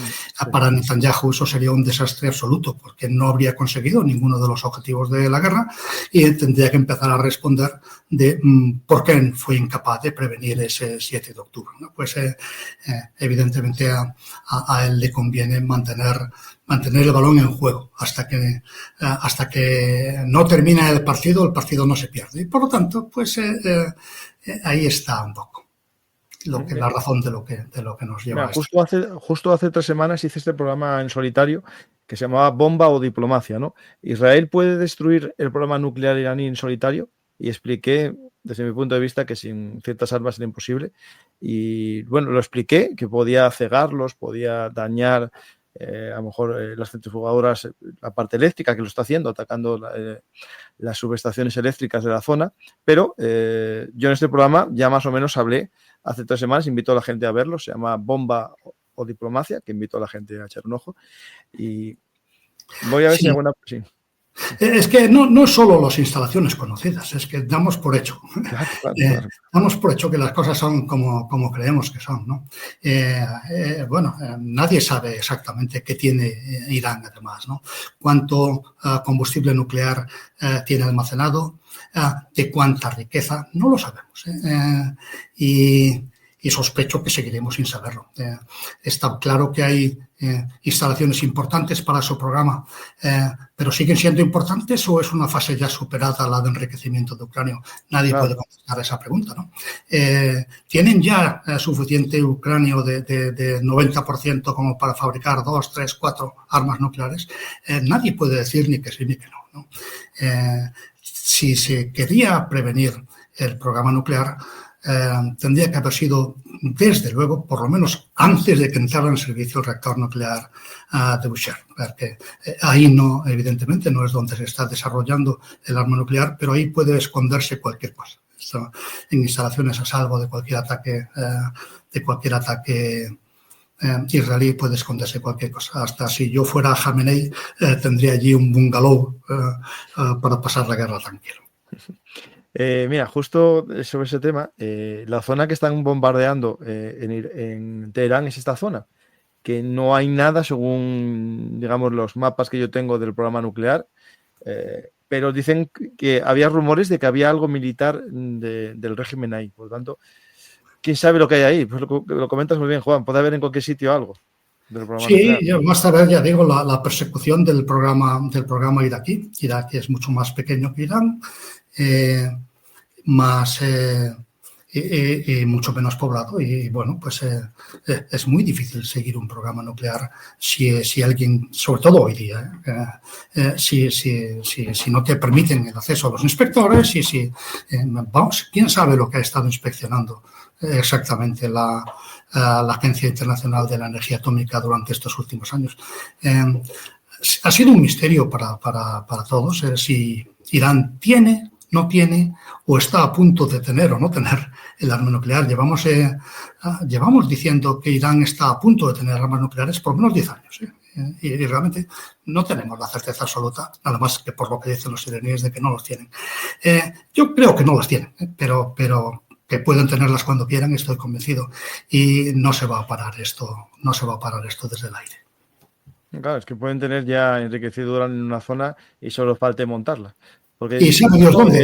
El vector lo tiene, un vector de 2 toneladas de carga, o sea, lo tiene. Sí, el vector no es un problema para ellos, y lo que tienen, pues yo insisto, nadie puede estar completamente seguro de lo que tienen o del punto que están.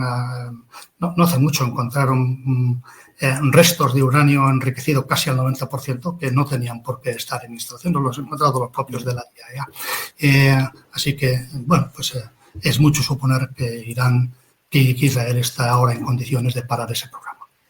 Sí. Pues, Juan, voy a ver si una última pregunta de Twitch, que no les puse ninguna pregunta, yo creo. Bueno, estábamos diciendo que por ahora no, lo de si consiguió retrasar el programa nuclear. Como no sabemos completamente cómo está, no podemos decir. Según dice Garat, Israel no puede ganar la guerra, cambio de régimen, sino eso está ya dicho también. ¿Hay riesgo de una invasión terrestre de Israel sobre Irán? No, eso ya yo creo descartado, o sea, porque no hay forma, o sea, no tiene tampoco un ejército de operaciones anfibias a gran escala, o sea, no. No, pero aunque quisiera, incluso aunque le permitiera pasar a través de Irak, ejército de cuándo. Tenían que ser dos, tenían que ser Siria e Irak, muy difícil ya. Sí, pero que se lo permitiera. Esto tendría que. La verdad es que estamos hablando de un país de 90 millones de habitantes. No hay un ejército. No es esa la forma en la que Israel puede hacer las cosas. Poner pie en tierra no lo va a hacer. Eso dimito como analista militar si Israel invade Irak, ¿no? Sería un disparate hasta un punto. Israel tiene muy mala experiencia de las invasiones. En Gaza lo está pasando mal y se encuentra con que no termina de resolver aquello, ¿no? Porque una vez que uno entra en una ciudad y no sabe distinguir al enemigo del amigo, del neutral, del civil, ya tiene muy mala experiencia.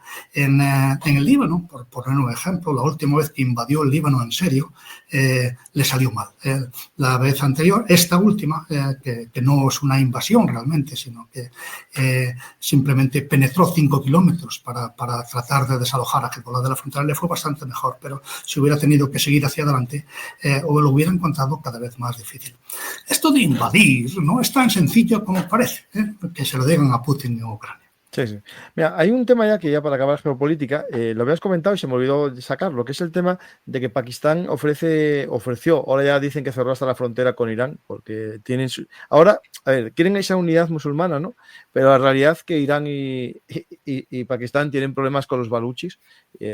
Ambos financian al grupo terrorista baluchi del otro lado de la frontera, y Pakistán se vino arriba, dijo que iba a mandar baterías antiaéreas para proteger Irán. Y la India contestó que si Pakistán interviene, también interviene, ¿no? Ellos a favor de Israel.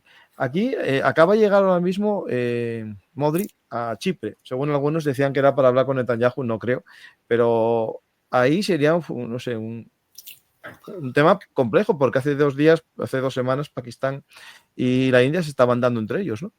Sí, pero estos son 2 potencias nucleares y eso es un buen argumento para parar la guerra, ¿no? O sea, evidentemente se han combatido uno al otro, pero ambos tenían la certeza absoluta de que la guerra no podía escalar, ¿no? Porque si se llega al arma nuclear, los presidentes de ambos países, los primeros ministros, morirían en la guerra y eso sigue siendo importante, ¿no? Yo siempre digo que Hitler, cuando mandó a sus soldados a la guerra, lo hizo como Putin en Ucrania, con el corazón encogido por los jóvenes que van a morir, pero él sabe que él no va a morir en esta guerra, y eso cambia completamente la perspectiva, ¿no? Hoy día, en una guerra entre potencias nucleares, ese que decide por su propio interés que va a haber una guerra es el primero en morir. Y desde que existe ese equilibrio nuclear, desde que existe, no ha habido ninguna guerra entre potencias nucleares. Luego, eso demuestra un poco lo que estamos hablando, ¿no? Que una cosa son los intereses de las naciones y otra cosa son los intereses de quien decide, quien lidera las naciones, ¿no? Y si alguien tiene alguna duda, que piense en lo que nosotros conocemos en España. Nos sentimos representados, cada uno lo suyo, sí, pero nos sentimos representados como españoles por lo que decide nuestro presidente de gobierno cuando no es el que hemos votado. En absoluto. Lo hace, si no es el que hemos votado, lo hace por su propio interés y no por el de España. Bueno, pues los demás, los que han votado a otro, piensan que el tuyo no lo hace por España, sino por su propio interés. Pues no piensen los oyentes que eso es un problema exclusivo español. Esto es un problema de todo el mundo. El presidente Trump, el presidente Putin, el presidente Netanyahu, el líder supremo Khamenei, el primer ministro indio Modi, todos deciden en función de sus intereses. En función de sus intereses personales y en función de sus intereses políticos. Por eso tenemos que tener muchísimo cuidado cuando elegimos presidentes, ¿no? Porque luego al final van a decidir ellos. Juan, pero eso pensamos si son personas razonables. Es decir, si aquí lo pregunta o lo comenta un habitual, Javier, claro, pero si los que nos gobiernan están locos. Eso no pasa, porque no se llega a presidente de gobierno estando loco. Simulan estar locos. Bueno, no loco de atar, sino narcisistas, ególatras, un toquillo sociópata. Eso sí que son. Evidentemente tenemos narcisistas, ególatras, pero lo que no tenemos es suicidas. Por eso la disuasión nuclear funciona, porque no tenemos líderes que sean tan ególatras y tan suicidas que quieran, tan narcisistas que quieran suicidarse. Alguna vez he comentado que la mayor parte de las veces en la historia, las guerras las provoca un líder, un general que quiere celebrar un triunfo en las calles de Roma. Lo hemos comentado quizá alguna vez en este programa. Esa es la mayor motivación de las guerras. Es alguien que quiere celebrar un triunfo en las calles de Roma, y no solo en la Roma imperial, hoy día también. Hay que recordar al vencedor que volvía en su carro con los esclavos. Recuerda que eres humano. Un esclavo diciendo, recuerda, memento mori, recuerda que vas a morir. Eso es lo que motiva hoy todavía las guerras de la humanidad. Y como eso es lo que motiva las guerras de la humanidad, nadie quiere hacer una guerra en la que ni Roma ni él sobrevivan a la guerra, ¿eh? Porque entonces, ¿qué objetivo tiene ese? Si no va a haber ni una Roma en la que celebrar un triunfo y no se va a mantener la vida para celebrar ese triunfo, ¿qué es lo que nos estamos jugando? Y eso vale incluso, aunque la gente crea que no, vale incluso también para los clérigos chiíes, que solo de palabra dicen que el martirio los va a llevar a un mundo mejor. Bueno, pues ninguno para otros, voluntario. El martirio de los demás, esto es el que les va a llevar a los demás al paraíso. Ellos ya irán a su debido tiempo, que tienen mucho que hacer en la tierra. Eso es verdad. Pues, Juan, todo un placer, como siempre, hablar contigo, y invito a la gente a que lean tu libro, Tambores de Guerra. Bueno, yo creo que ya, como no lo actualice ese libro, ya verdaderamente están pasando cosas. Ya. Pero sirven para entenderlo, sirven para entender lo que está pasando. Sirve para entender algunas cosas, efectivamente, pero nunca pensé, sinceramente, que un solo año después de haber escrito ese libro, Rusia, el conflicto de Ucrania sigue igual, pero en otras partes del mundo hubieran pasado tantas cosas. Nunca pude prever. Preví que Estados Unidos, bajo Trump, se declararía neutral en la guerra de Ucrania. Pero pasarse al otro lado, esto es demasiado, sí. Es un poco demasiado. También esta guerra de Gaza, evidentemente, nunca tuvo una fácil solución, porque tal como son estas guerras, también, y lo siento, pero no me voy a equivocar, dentro de 15 años estaremos hablando de la Cuarta Guerra de Gaza y diciendo que la Cuarta Guerra de Gaza vino porque se resolvió mal la Tercera Guerra de Gaza, no porque Israel no vaya a ganar la guerra, que ya la ha ganado, sino porque es incapaz de ganar la paz, como fue incapaz de ganar la paz Estados Unidos en Irak o la OTAN en Afganistán, ¿no? Pero me temo que evidentemente que esta guerra abierta entre Irán e Israel, que desde mi punto de vista es disparatada desde el punto de vista militar, porque no se pueden derrotar uno al otro. Es un país de 8 millones contra uno de 90 millones, pero un país avanzado tecnológicamente contra otro país que no le importa demasiado el que lo reduzcan a la edad de piedra y con además unos intereses económicos globales que impiden que cada uno haga verdadero daño al otro, ¿no? Por lo tanto, te lo decía antes, la guerra entre un elefante y una abeja. Bueno, pues le piqué 7 veces en la oreja ya, pero ahí está el elefante, ¿qué vas a hacer, ¿no? Entonces es una guerra, me parece a mí sinceramente estéril, innecesaria. No deben de, me preguntan mucho estos días, ¿esto va a desatar una nueva guerra mundial? No hay dos bandos aquí, solo hay uno. Israel está bombardeando Irán y puede que se sume Estados Unidos a bombardear Irán. Ya se han sumado los dos a bombardear el Yemen sin éxito ninguno, que ahí siguen los rebeldes del Yemen campando por sus fueros. Y bueno, pues al final llegará un momento en que vuelva la paz.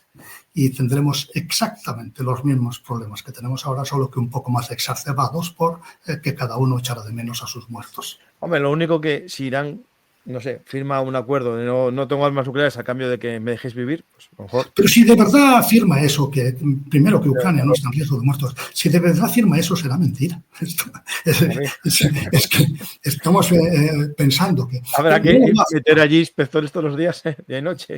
Pero es un país de 90 millones de habitantes. No, es muy difícil. Y más grande Irán es más grande que España, Francia, Italia, Gran Bretaña, juntas. Bueno, pues no es tan fácil de controlar ese territorio, ¿no? Estamos hablando de un país extenso, un país muy rural en ocasiones, en otras montañosa. Es difícil, ¿no? Es muy, muy difícil. Y bueno, pues ya digo, se impondrá la paz, se impondrá la cordura. Habremos sacado de